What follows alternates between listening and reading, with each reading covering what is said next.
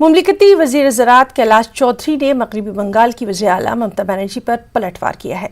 कैलाश चौधरी के मुताबिक ममता बनर्जी ने पीएम किसान सम्मान निधि के लिए 2.5 लाख किसानों के नाम मरकज़ को रवाना नहीं किए हैं। कैलाश चौधरी के मुताबिक जिन किसानों ने ऑनलाइन और खुद से ही इस स्कीम से अपने आप को जोड़ा था, उनके नाम वेरीफाई करने के लिए ममता हुकूमत को मरकज़ ने रवाना किए थे। इसमें से भी ममता हुकूमत ने सिर्फ 6000 किसानों के नाम ही मरकज़ को रवाना किए।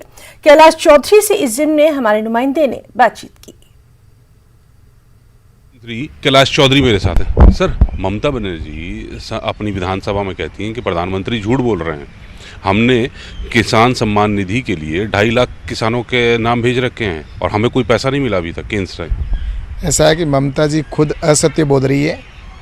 यहाँ हमारे पास में 2.5 लाख लोगों की कोई सूची उन्होंने नहीं भेजी है। और रही बात उनके, हमने जो यहाँ से वेरीफाई करने के लिए जो डेटा दिए थे, जो वहाँ के किसानों ने ऑनलाइन भेजे थे, उनकी वेरीफाई करने के लिए भेजा है, जिसमें से भी सिर्फ 6000 डेटा है वो वेरीफाई करके आए हैं। तो इसलिए मैं कह सकता हूँ कि ये एकदम असत्य बात है। और आज ये सम्मान निधि का पैसा है, ये अगर किसानों को पहले मिल गया होता तो आज इसका किसान बेनिफिट उठाता। लेकिन ममता जी ने किसानों के साथ में ये बहुत बड़ा धोखा किया है कि उन्होंने आज दिन तक इस योजना से नहीं जुड़े, और जिसकी वजह से किसानों को जो 2000 रुपये किसान सम्मान निधि के पैसे हर 4 महीने में मिलने वाले थे, वो उसका लाभ नहीं उठा पाए। सर, ममता बनर्जी तो यहाँ तक कहती हैं कि मुझे तो केंद्र से मदद नहीं मिल रही।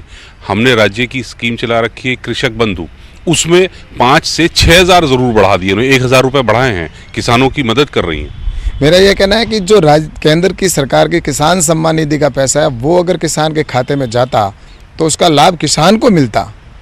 इसलिए ममता जी ने तो किसानों के साथ में निश्चित रूप से मैं कह सकता हूँ कि ये 6000 का लाभ जो उनको बेनिफिट मिलना था, वो किसान तक नहीं मिला है।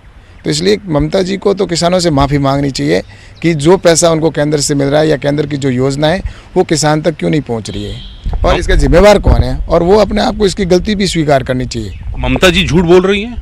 ममता जी इस विषय पर नहीं, किसान के विषय पर नहीं, हर विषय पर आज असत्य ही बात कर रहे हैं।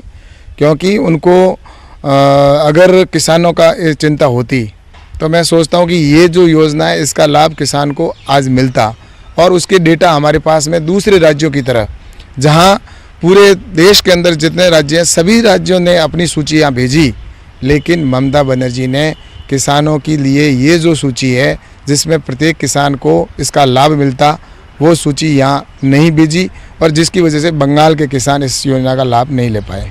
सर, चुनाव बंगाल में होने ही वाले हैं और ममता बनर्जी कहती हैं कि अभी तक तो कोई भाजपा का मंत्री या पदाधिकारी आते नहीं थे, अब गुजरात को वो बंगाल पे राज नहीं करने देंगी। ऐसा है कि पश्चिमी बंगाल हो या पूरा देश हो, हर जगह पर हमारे मंत्री जाते हैं और गए हैं, और हमारे प्रधानमंत्री जी जो भी योजना बनाते हैं वो पूरे देश के लिए बनाते हैं। और निश्चित रूप से मैं तो यही कह सकता हूँ कि चाहे चुनाव हो चाहे चुनाव नहीं हो, हमारा तो एक ही लक्ष्य है कि पूरे देश का किस तरह से विकास हो, और इस दृष्टि से सरकार काम कर रही है।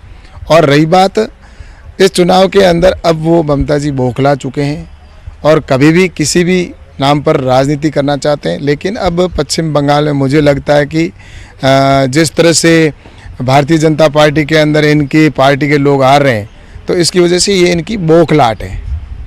तो कैलाश चौधरी साहब कह रहे हैं केंद्र सरकार को राज्य ने अब तक पैसा की जो सूची है किसानों की वो नहीं भेजी, इस वजह से केंद्र मदद नहीं कर पा रहा है। कैमरामैन गौरव के साथ नई दिल्ली से अशरफ काज़मी, न्यूज़ 18।